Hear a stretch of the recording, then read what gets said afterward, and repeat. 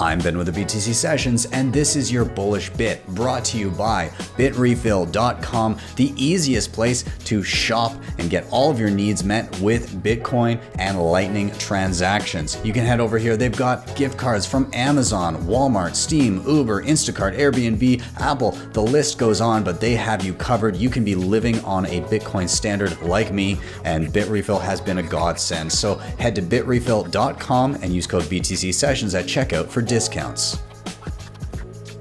I think we're kind of watching the Bitcoiner thesis in and around, Bitcoin kind of sucking the air out of the room play out in slow motion.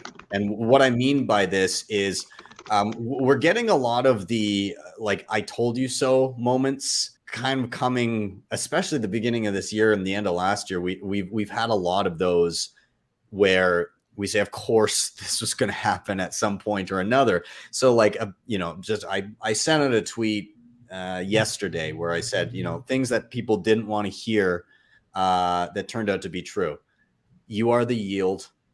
Self-custody is important. Everything will be built atop Bitcoin, and ETH staking is a security. And we'll see, more examples of that in the future, I'm sure, of things that Bitcoiners have talked about and said, well, this is probably coming at some point or another. I'm sure we'll have many more check marks on that. So I guess the reason I'm bullish is, again, because Bitcoin is kind of a unique beast when you look at it against the plethora of everything else.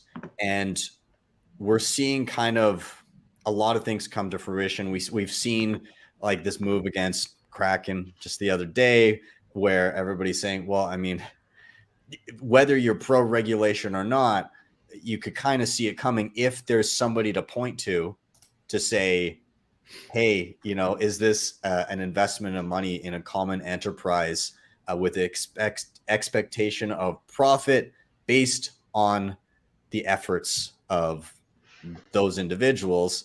I mean, if it ticks those boxes, then it will be treated as such. And Bitcoin isn't that, because there's nobody to point to.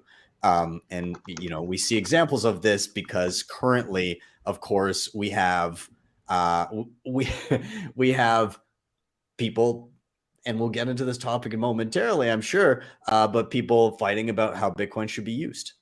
Right. And right now it's kind of unclear as to if anybody gets to say how that plays out. But that's a symptom of there's nobody to talk to. There's nobody to go to and say, we need to change this. It's kind of like everybody has to cohesively together decide on that. And if there's no cohesion, then it's kind of the status quo.